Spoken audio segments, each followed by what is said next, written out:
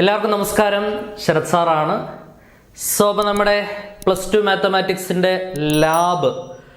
ലാബിനകത്ത് പ്രധാനപ്പെട്ട viva questions first ലാബിൽ, അതായത് ലാബ് 0യുമായിട്ട് റിലേറ്റ് ചെയ്ത വൈവ ക്വസ്റ്റ്യൻസ് നമ്മൾ കഴിഞ്ഞ ഒരു വീഡിയോയിൽ, ഒരു 10 മിനിറ്റ് ഡ്യൂറേഷനുള്ളൊരു വീഡിയോയിൽ നമ്മൾ ഡിസ്കസ് ചെയ്തിരുന്നു. എന്തൊക്കെ വൈവ ക്വസ്റ്റ്യൻസ് വരാൻ ചാൻസ് ഉണ്ടോ അത് നമ്മൾ കംപ്ലീറ്റ് ആയിട്ട് ഡിസ്കസ് ചെയ്തിട്ടുണ്ട് ലാബ് 0യിൽ നിന്നും. ഇനി ലാബ് 1നെ സംബന്ധിച്ചിടത്തോളം മാത്തമാറ്റിക്കൽ സൈഡിൽ നിന്നുള്ള വൈവ ക്വസ്റ്റ്യൻസ് വളരെ വിരളമാണ്, വളരെ സാധ്യത കുറവാണ്. ലാബ് 1 എങ്ങനെയാണ് ചെയ്യാന്നുള്ളത് വളരെ ഡീറ്റെയിൽഡ് ആയിട്ടുള്ള വീഡിയോ നമ്മൾ ഓൾറെഡി പ്രൊവൈഡ് ചെയ്തിട്ടുണ്ട്. ആ ലാബ് ക്ലാസ്സുകളുടെ എല്ലാം തന്നെ ഡീറ്റെയിൽഡ് ആയിട്ടുള്ള എക്സ്പ്ലനേഷൻ്റെ, ജിയോജിബ്ര ഇന്റർഫേസിലുള്ള എക്സ്പ്ലനേഷൻ്റെ വീഡിയോ നമ്മൾ ഈ വീഡിയോയുടെ ഡിസ്ക്രിപ്ഷനിൽ പ്രൊവൈഡ് ചെയ്യുന്നുണ്ട്. അപ്പോൾ അവിടെ നിങ്ങൾക്ക് ഈസി ആയിട്ട് അത് പഠിക്കാൻ പറ്റും. ലാബ് 1ൻ്റെ ഒരു ഔട്ട്ലുക്ക്, എന്തൊക്കെയാണ് പ്രധാനമായിട്ട് നമ്മൾ ചെയ്യുന്നത് എന്നതാണ് ഈ ക്ലാസ്സിൽ നമ്മൾ ഒന്ന് ഓവർവ്യൂ, ഒരു ചെറിയ വീഡിയോ ആണ്, കുറച്ച് സമയം കൊണ്ട് നിങ്ങൾക്ക് എന്താണെന്നുള്ളൊരു ഐഡിയ ഒന്ന് തരാൻ ശ്രമിക്കുകയാണ്. ശ്രദ്ധിക്കണേ, ചെയ്ത് തന്നെ പഠിക്കണം. ചെയ്തെങ്ങനെയാണ് പഠിക്കുന്നത് എന്നുള്ള വീഡിയോ ഡിസ്ക്രിപ്ഷനിൽ കിടപ്പുണ്ട്. ഇവിടുത്തെ പ്രൊസീജിയർ ഇതാണ്. ആദ്യമേ നമ്മൾ എന്ത് ചെയ്യണം? x² ഗ്രാഫ് പ്ലോട്ട് ചെയ്യണം. ഇനി ലാബ് 1 കിട്ടുന്ന ഒരാൾക്ക് മേ ബി ചോദിക്കാൻ സാധ്യതയുള്ളൊരു വൈവ ക്വസ്റ്റ്യൻ ആണ്. x² ഷേപ്പ് ഒന്ന് വരച്ച് കാണിക്കാൻ പറയും. ഓക്കെ, x² ഷേപ്പ് നമുക്കറിയാം എന്താണ്, യു ഷേപ്പ്ഡ് ആണ് അല്ലെ, യു ഷേപ്പ്ഡ് ആണ്. ഇതാണ് x² graph. Okay, y = x². ഇതാണ് x² ഗ്രാഫ് എന്ന് പറയുന്നത്. ഓക്കെ ആണ്, ക്രിസ്റ്റൽ ക്ലിയർ ആണെന്ന് വിചാരിക്കുന്നു, സെറ്റ് ആണെന്ന് വിചാരിക്കുന്നു. ഇപ്പൊ x² ഗ്രാഫ് വരയ്ക്കാൻ പറഞ്ഞാൽ ഇതാണ്. അതിന്റെ ഡൊമൈൻ റേഞ്ചും കൂടെ പഠിച്ചോണേ, വൈവ ചാൻസ് ഉള്ളതാണ്. ഡൊമൈൻ റിയൽ നമ്പർ തന്നെയാണ്. റേഞ്ച് എന്ന് പറയുന്നത് എന്താണ്? ഈ 0 മുതൽ ഇൻഫിനിറ്റി വരെയുള്ള പോർഷനിൽ മാത്രമേ എനിക്ക് വാല്യൂസ് ഉള്ളൂ അല്ലേ. അപ്പം റേഞ്ച് എന്ന് പറയുന്നത് എന്താണ്? ക്ലോസ്ഡ് ഇന്റർവൽ 0 മുതൽ ഇൻഫിനിറ്റി, ഇതാണ് റേഞ്ച്. ഓക്കെ, പിന്നെ അടുത്ത രണ്ടാമത്തെ സ്റ്റെപ്പിൽ പറയുന്നത് 0.01 ഇൻക്രിമെന്റ് ഉള്ള ഒരു നമ്പർ സ്ലൈഡർ ക്രിയേറ്റ് ചെയ്യാനാണ്. ഓക്കെ, സ്ലൈഡർ ക്രിയേറ്റ് ചെയ്യാൻ നമുക്കറിയാം. സ്ലൈഡർ എടുക്കുക, എന്നിട്ട് നമ്പർ സ്ലൈഡർ ആണ്. ഇൻറ്റിജർ സ്ലൈഡറും ഉണ്ട്, നമ്പർ സ്ലൈഡറും ഉണ്ട്. അതിനകത്ത് നമ്പർ സ്ലൈഡർ സെലക്ട് ചെയ്തിട്ട് ഇൻക്രിമെന്റ് എന്ത് കൊടുക്കുക? 0.01 കൊടുക്കുക. ഓക്കെ, എന്നിട്ട് 3 പോയിന്റ്സ് പ്ലോട്ട് ചെയ്യാനാണ് നമ്മളോട് ആവശ്യപ്പെടുന്നത്. A0, AF, 0F. പ്ലോട്ട് ചെയ്യുന്ന വലിയ ബുദ്ധിമുട്ടൊന്നുമില്ല. A = A,0 എന്ന് ടൈപ്പ് ചെയ്ത് കൊടുത്താൽ മതി. ഇതാണ് നമ്മുടെ ഇൻപുട്ട് കമാൻഡ്. അതേപോലെ ഇത് ടൈപ്പ് ചെയ്ത് കൊടുത്തു കഴിഞ്ഞാൽ നമുക്ക് കറസ്പോണ്ടിങ് ആയിട്ട് ഇതിൻ്റെ പോയിന്റുകൾ നമുക്ക് കാണാൻ സാധിക്കും. ഇതാണ് നമ്മുടെ ഗ്രാഫ് എന്ന് വിചാരിക്കുക. കുറച്ച് വലുതാക്കി വരയ്ക്കാം, ഇവിടെ കുറച്ച് വലുതാക്കി വരയ്ക്കാം. ശ്രദ്ധിക്കണേ, ഇതേണ്ട നമ്മുടെ x² ഇതാണെന്ന് വിചാരിക്കുക. നമ്മൾ ഇനിഷ്യലി ഇത് വരയ്ക്കുമ്പോൾ തന്നെ നമുക്കിത് കാണാൻ സാധിക്കും. ഓക്കെ, അതിനകത്ത് A എന്ന് പറയുന്ന പോയിന്റ് ഏകദേശം നിങ്ങൾക്ക് ഇവിടെ കിട്ടും. A എന്ന് പറയുന്ന പോയിന്റ്, B എന്ന് പറയുന്ന പോയിന്റ് ഏകദേശം ഇവിടെ ആയിരിക്കും, C എന്ന് പറയുന്ന പോയിന്റ് ഏകദേശം ഇവിടെ. നിങ്ങൾ പ്ലോട്ട് ചെയ്യുമ്പോൾ ഈ രീതിയിലായിരിക്കും നിങ്ങൾക്ക് പോയിന്റ്സ് കിട്ടുന്നുണ്ടാവും. ഓക്കെ, കാരണം എയിലെ y കോർഡിനേറ്റ് 0 y കോർഡിനേറ്റ് 0 ആണെങ്കിൽ A x ആക്സിസിലെ പോയിന്റ്, അതാണ് എൻ്റെ ഇവിടെ A വരച്ചിരിക്കുന്നത്. ഓക്കെ, B എന്ന് പറയുന്ന പോയിന്റ് ആ ഫംഗ്ഷനിലുള്ള പോയിന്റ് ആണ്, അതാണ് ഇവിടെ B വരച്ചിരിക്കുന്നത്. C എന്ന് പറയുന്ന പോയിന്റിൽ x കോർഡിനേറ്റ് 0 x കോർഡിനേറ്റ് 0 ആണെങ്കിൽ അവിടുത്തെ അത് y ആക്സിസിലെ പോയിന്റ് ആയിരിക്കും അല്ലേ. അപ്പോൾ ഇത് 0, ഇതാണ് C എന്ന് പറയുന്ന പോയിന്റ്. ഓക്കെ ആണെന്ന് വിചാരിക്കുന്നു. അതിനുശേഷം ലൈൻ സെഗ്മെന്റ് വരയ്ക്കാനാണ് പറഞ്ഞേക്കുന്നത്. ലൈൻ സെഗ്മെന്റ് വരയ്ക്കാൻ ഉപയോഗിക്കുന്ന ടൂൾ എന്തുവാ? ലൈൻ സെഗ്മെന്റ് ടൂൾ അല്ലെ. ലൈൻ സെഗ്മെന്റ് ടൂൾ ഉപയോഗിച്ചാണ് നമ്മൾ ലൈൻ സെഗ്മെന്റ് വരയ്ക്കുന്നത്. ഏതൊക്കെയാണ് ലൈൻ സെഗ്മെന്റ്? AB-യും BC-യും വരയ്ക്കണം അല്ലെ. വേണ്ടേ, ഈ ലൈൻ സെഗ്മെന്റ് ടൂൾ എടുക്കുക, അതിന് ലൈൻ സെഗ്മെന്റ് എന്നുള്ളത് ക്ലിക്ക് ചെയ്യുക. എയിൽ നിന്നും Aയിൽ ക്ലിക്ക് ചെയ്ത് Bയിലേക്ക് ക്ലിക്ക് ചെയ്യുമ്പോൾ AB എന്നുള്ള ലൈൻ സെഗ്മെന്റ് കിട്ടും. അവിടുന്ന് B ക്ലിക്ക് ചെയ്തിട്ട് തിരിച്ച് Cയിലേക്ക് ക്ലിക്ക് ചെയ്യുമ്പോൾ BC എന്നുള്ള ലൈൻ സെഗ്മെന്റ് കിട്ടും. ഓക്കെ, ക്ലിയർ ആണെന്ന് വിചാരിക്കുന്നു. ഓരോ ടൂള് സെലക്ട് ചെയ്യുമ്പോഴും വീണ്ടും നോർമൽ ഇന്റർഫേസിലേക്ക് വരണമെന്നുണ്ടെങ്കിൽ ഏറ്റവും ലെഫ്റ്റ് സൈഡിലെ ആരോ മാർക്കിൽ മൂവ് എന്ന് പറയുന്ന ഓപ്ഷൻ ഉണ്ട്. മൂവ് ക്ലിക്ക് ചെയ്യുമ്പോൾ എഗെയിൻ ജിയോജിബ്ര നോർമൽ ഇന്റർഫേസിലേക്ക് തന്നെ തിരിച്ചു വരും. പുതിയൊരു ഓപ്ഷൻ സെലക്ട് ചെയ്യുന്ന രീതിയിലേക്ക് നമുക്ക് തിരിച്ചു വരും. അല്ലെങ്കിൽ നമ്മൾ എവിടെ ക്ലിക്ക് ചെയ്താലും പിന്നെ ലൈൻ സെഗ്മെന്റ് ആയിരിക്കും വന്നുകൊണ്ടിരിക്കുന്നത്. പിടികിട്ടിയോ? അതിനുശേഷം നമ്മളോട് പറയുന്നത് ഈ ABC എന്നുള്ള കോർഡിനേറ്റ്സ് ഷോ ചെയ്യാനാണ്.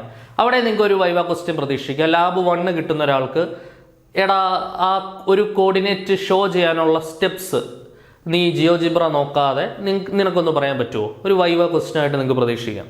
ശ്രദ്ധിക്കണേ, അപ്പോൾ നിങ്ങൾ പറയേണ്ടത് ഇങ്ങനെയാണ്. നിങ്ങൾ ഏത് പോയിന്റ് ആണോ ഷോ ചെയ്യേണ്ടത് ആ പോയിന്റിൽ എന്ത് ചെയ്യുക? റൈറ്റ് ക്ലിക്ക് ചെയ്യുക. റൈറ്റ് ക്ലിക്ക് ചെയ്യുക. ഇവിടെ എഴുതിയിട്ടുണ്ട്, റൈറ്റ് ക്ലിക്ക് ചെയ്യുക. അതിനുശേഷം അവിടെ ഒബ്ജക്റ്റ് പ്രോപ്പർട്ടീസ് എന്നുള്ളൊരു ഓപ്ഷൻ കാണാൻ സാധിക്കും, അത് സെലക്ട് ചെയ്യുക. അതിനുശേഷം ബേസിക് എന്നുള്ളൊരു ഓപ്ഷൻ സെലക്ട് ചെയ്യുക. ഷോ ലേബൽ കാണിക്കുമ്പോൾ അവിടെ നെയിം ഉണ്ട്, നെയിം ആൻഡ് വാല്യൂ എന്നുള്ളൊരു ഓപ്ഷൻ താഴെയുണ്ട്. അതിനകത്ത് നെയിം ആൻഡ് വാല്യൂ എന്നുള്ളൊരു ഓപ്ഷൻ സെലക്ട് ചെയ്യുക.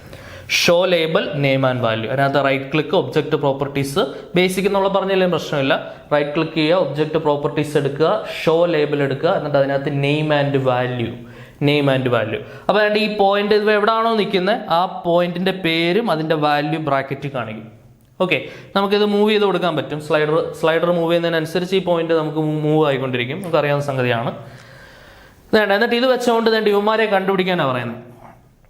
2.3യുടെ സ്ക്വയർ മൈനസ് 1.8ന്റെ സ്ക്വയർ നമുക്ക് രണ്ട് രീതിയിൽ ചെയ്യാം. ഒന്നില്ലെങ്കിൽ നമുക്ക് സ്ലൈഡർ, ഇവിടെ നമ്മൾ സ്ലൈഡർ മാറി നിൽപ്പുണ്ടായി, സ്ലൈഡറിന് ഒരു ഇൻപുട്ട് ബോക്സ് എടുത്തുകൊണ്ട് നമുക്ക് ഈ വാല്യൂ ഇൻപുട്ട് ആയിട്ട് കൊടുക്കാം. 2.3 നമുക്ക് ഇൻപുട്ട് കൊടുക്കാം.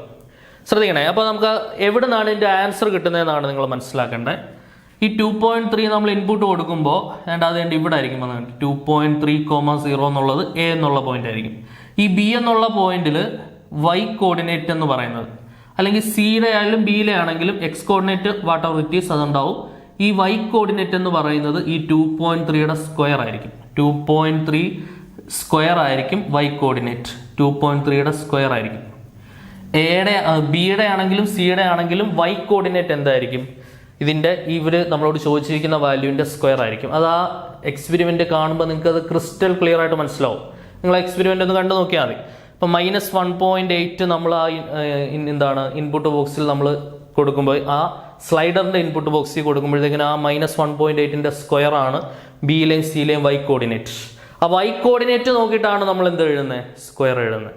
ഓക്കെ, അങ്ങനെ സ്ക്വയർ എഴുതുന്ന ക്വസ്റ്റ്യൻ മസ്റ്റ് ആണ്, ഉറപ്പായിട്ടും ചോദിക്കും. പിന്നെ 1.2ൽ പറയുന്നത് നമ്മൾ ഫംഗ്ഷന് വേണ്ടി ഒരു ഇൻപുട്ട് ബോക്സ് എടുക്കുക. എപ്പോഴും ശ്രദ്ധിക്കുക, ലാബ് 1ന്റെ ഒരു പ്രത്യേകത മറ്റു പല ലാബുകളിലും ഇപ്പോൾ ആക്ടിവിറ്റി 1.1 കഴിഞ്ഞ് 1.2ലേക്കോ അല്ലെങ്കിൽ 1.2 കഴിഞ്ഞ് 1.3ലേക്കോ ലാബ് 2 ആണെന്ന് വിചാരിക്കുക. 2.1ൽ നിന്ന് 2.2ലേക്ക് പോകുമ്പോൾ പുതിയ ഇന്റർഫേസ് എടുത്തിട്ടായിരിക്കും പോകുന്നത്, ന്യൂ എടുത്തിട്ടായിരിക്കും പോകുന്നത്.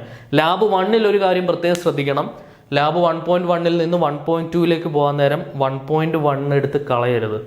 എന്തായാലും നിങ്ങൾ സേവ് ചെയ്യും, അത് വേറെ കാര്യം. സേവ് ചെയ്താൽ എക്സ്റ്റേണൽ എക്സാമിനർക്ക് അത് കറക്റ്റായിട്ട് കണ്ട് മനസ്സിലാക്കി മാർക്ക് ഇടാൻ പറ്റത്തുള്ളൂ. എക്സ്റ്റേണൽ എക്സാമിനർ അത് കറക്റ്റായിട്ട് ഇവാലുവേറ്റ് ചെയ്യുകയും ചെയ്യും. അപ്പം നിങ്ങൾ മനസ്സിലാക്കേണ്ട കാര്യം, ലാബ് 1.1 ചെയ്ത അതേ ഇന്റർഫേസിൽ തന്നെ അത് സേവ് ചെയ്യണം. സേവ് ചെയ്തിട്ട് ആ സേവ് ചെയ്ത സാധനം എടുത്ത് വെച്ചുകൊണ്ട് അതിന്റെ കണ്ടിന്യൂഷൻ ആയിട്ടാണ് 1.2 ചെയ്യുന്നത്. ഓക്കെ, പുതിയ ഇന്റർഫേസിലല്ല, കണ്ടിന്യൂഷൻ ആയിട്ടാണ് ചെയ്യുന്നത് ലാബ് 1ന്റെ കേസിൽ. അത് മറന്നു പോരുത് കേട്ടോ. അല്ല പിന്നെ പുതിയത് എടുത്തുകൊണ്ട് ഇതെല്ലാം ഒന്നുകൂടെ ചെയ്യാൻ പോകേണ്ടി വരും. ഇതിനിടയിൽ ഇതിന്റെ ബാക്കിയായിട്ടങ്ങ് ചെയ്താൽ മതി. നമ്മൾ ചെയ്യേണ്ട കാര്യം, നമ്മുടെ ഫംഗ്ഷൻ, നിലവിലെ ഫംഗ്ഷൻ x² ആണ്. ആ ഫംഗ്ഷന് വേണ്ടിയിട്ട് നമ്മൾ എന്ത് ചെയ്യണം? ഒരു ഇൻപുട്ട് ബോക്സ് എടുക്കണം. Create input box for f. അതിനുശേഷം സ്ലൈഡറിന് വേണ്ടിയിട്ട് നമ്മൾ എന്ത് ചെയ്യുക? ഒരു ഇൻപുട്ട് ബോക്സ് എടുക്കുക. എന്നിട്ട് നമ്മളോട് കണ്ടുപിടിക്കാൻ കുറച്ച് വാല്യൂസ് പറയുന്നുണ്ട്. 3⁻⁴, √1.8, 2⁻⁴, √5. നിങ്ങൾ ചെയ്യേണ്ട കാര്യം ഇതാണ്, ആ ഫംഗ്ഷന് വേണ്ടിയിട്ട് നമ്മളൊരു ഇൻപുട്ട് ബോക്സ് എടുക്കുന്നുണ്ട് അല്ലേ? ഫംഗ്ഷന് വേണ്ടിയിട്ട് നമ്മളൊരു ഇൻപുട്ട് ബോക്സ് എടുക്കുന്നുണ്ട്. സ്ലൈഡറിന് വേണ്ടിയിട്ട് നമ്മളൊരു ഇൻപുട്ട് ബോക്സ് എടുക്കുന്നുണ്ട്. സ്ലൈഡറിന് ഇൻപുട്ട് ബോക്സ് വാല്യൂസ് കൊടുക്കാനാണ്, ഫംഗ്ഷന്റെ ഇൻപുട്ട് ബോക്സ് ഫംഗ്ഷൻ കൊടുക്കാനാണ്. ശ്രദ്ധിക്കണേ, ഇവിടെ നമ്മൾ മനസ്സിലാക്കേണ്ടത്, നമുക്ക് ആദ്യം വേണ്ടത് 3⁻⁴ ആണ്. 3⁻⁴. 3⁻⁴ കിട്ടണമെന്നുണ്ടെങ്കിൽ ഏത് ഫംഗ്ഷനാണ് നമ്മൾ കൊടുക്കുന്നത്? x⁻⁴ എന്നുള്ള ഫംഗ്ഷനാണ് കൊടുക്കുന്നത്. 3⁻⁴ വേണമെന്നുണ്ടെങ്കിൽ നമ്മുടെ ഫംഗ്ഷൻ എന്താണ്? x⁻⁴. എന്നിട്ട് സ്ലൈഡറിനകത്ത് x-ന് 3 കൊടുത്താൽ മതി. ഇപ്പൊ 3⁻⁴ കിട്ടും. ഓക്കെ ആണോ? ക്ലിയർ ആണെന്ന് വിചാരിക്കുന്നു. അതേപോലെ തന്നെ രണ്ട് ബാക്കിയുള്ള, ഇപ്പം √1.8 വേണമെങ്കിൽ ഫംഗ്ഷൻ നമ്മൾ √x എടുക്കും. എന്നിട്ട് ഇപ്പുറത്തെ എക്സിന്റെ വാല്യൂ നമ്മൾ 1.8 കൊടുക്കും. ഓക്കെ, 2⁻⁴ വേണം. 2⁻⁴ വേണമെങ്കിൽ ഫംഗ്ഷൻ നമ്മൾ x⁻⁴ എടുക്കും. എന്നിട്ട് എക്സിന്റെ വാല്യൂ നമ്മൾ 2 കൊടുക്കും. ഓക്കെ, അടുത്ത് ശ്രദ്ധിക്കണം, √x വേണം. അതിനുവേണ്ടി √5 വേണം. നമ്മൾ ഫംഗ്ഷൻ √x എന്ന് എടുക്കും. എന്നിട്ട് എക്സിന് പകരം നമ്മൾ 5 കൊടുക്കും. ഓക്കെ ആണ്. ഈ ഒരു ലോജിക്കാണ് നമ്മൾ ഇവിടെ യൂസ് ചെയ്യുന്നത്. ക്രിസ്റ്റൽ ക്ലിയർ ആണെന്ന് വിചാരിക്കുന്നു. അടിപൊളിയായിട്ട് മനസ്സിലാക്കി വെക്കുക. വളരെ വളരെ ഇമ്പോർട്ടൻ്റ് ആയിട്ടുള്ള സാധനമാണ്. ഓക്കെ, അപ്പം ഇവിടുന്ന് അങ്ങനെ വലിയ രീതിയിൽ വൈവ ചോദിക്കാനുള്ള ക്വസ്റ്റ്യൻസ് ഒന്നും ഇല്ല. ചോദിക്കാൻ സാധ്യതയുള്ള ചോദ്യങ്ങളിലൂടെയൊക്കെ നമ്മൾ ജസ്റ്റ് ഒന്ന് കടന്നുപോയി. ലാബ് 0ൽ നിന്നും അത്യാവശ്യം നല്ല രീതിയിൽ വൈവയ്ക്കുള്ള വകുപ്പുണ്ട്. ചില ലാബുകൾ, ഇപ്പോൾ 1-1 on-to റിലേറ്റ് ചെയ്യുന്ന ലാബ് നമുക്ക് പഠിക്കാറുണ്ട്. അവിടെ നമുക്ക് നല്ല രീതിയിൽ വൈവ പ്രതീക്ഷിക്കാം. എന്താണ് 1-1 ഫംഗ്ഷൻ, എന്താണ് on-to ഫംഗ്ഷൻ, എന്താണ് ഇൻജക്റ്റീവ്, എന്താണ് സർജക്റ്റീവ്, എന്താണ് ബൈജക്റ്റീവ് എന്നൊക്കെയുള്ള ചോദ്യങ്ങൾ നമുക്ക് അവിടുന്ന് പ്രതീക്ഷിക്കാം. ഓക്കെ, പിന്നെ സ്ട്രെയിറ്റ് ലൈൻസുമായിട്ട് ബന്ധപ്പെട്ട ലാബ് വരുമ്പോൾ എന്താണ് general equation of straight line, അതിൽ എക്സിന് 0 ആയാൽ എന്ത് സംഭവിക്കും, വൈക്ക് 0 ആയാൽ എന്ത് സംഭവിക്കും എന്നുള്ള ചോദ്യങ്ങൾ നമുക്ക് പ്രതീക്ഷിക്കാം. അപ്പോൾ ഓരോ ലാബിനനുസരിച്ചിട്ടാണ് നമ്മൾ അതിൻ്റെ മാത്തമാറ്റിക്കൽ തിയററ്റിക്കൽ സൈഡിൽ പഠിച്ചിട്ടുള്ള കാര്യങ്ങൾ വൈവേ ആയിട്ട് ചോദിക്കാനുള്ള സാധ്യത. അപ്പോൾ ഈ ഒരു പർട്ടിക്കുലർ ലാബിനെ സംബന്ധിച്ചിടത്തോളം ഒരുപാട് എക്സ്പെക്റ്റഡ് വൈവ ക്വസ്റ്റ്യൻസ് ഇല്ല. ലാബ് 0യിൽ നമ്മൾ ഡീറ്റെയിൽഡ് ആയിട്ട് ഒരു 10 മിനിറ്റ് വീഡിയോ ചെയ്തിട്ടുണ്ട്. അപ്പോൾ ലാബ് 1നെ കുറിച്ചുള്ള ഒരു ഐഡിയ ഇത് മാത്രം കണ്ടുകൊണ്ടായില്ല, നമ്മൾ എങ്ങനെയാണ് ചെയ്യാന്നുള്ള ഡീറ്റെയിൽഡ് ആയിട്ടുള്ള എക്സ്പ്ലനേഷൻ വീഡിയോ നമ്മൾ ലാബിൻ്റെ ചെയ്തിട്ടുണ്ട്. അത് കണ്ടു കഴിഞ്ഞാൽ പിന്നെ വേറെ ഒന്നും നോക്കേണ്ട ആവശ്യമില്ല.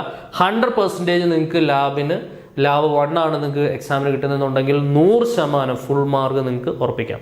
ഏത് ലാബാണെങ്കിലും അതിൻ്റെ എല്ലാം ഡീറ്റെയിൽഡ് വീഡിയോ ഈ വീഡിയോയുടെ ഡിസ്ക്രിപ്ഷൻ ബോക്സിൽ നിങ്ങൾക്ക് അവൈലബിൾ ആയിരിക്കും. നിങ്ങൾക്ക് ഏത് ലാബ് ഏത് സമയത്ത് വേണമെങ്കിലും കണ്ട് ഈസി ആയിട്ട് പഠിച്ച് പരീക്ഷയ്ക്ക് മുമ്പ് ഫുൾ മാർക്ക് ഉറപ്പിക്കുന്ന രീതിയിൽ കൂടെ പ്രിപ്പയർ ചെയ്ത് പോയി പരീക്ഷ എഴുതാൻ ശ്രമിക്കുക.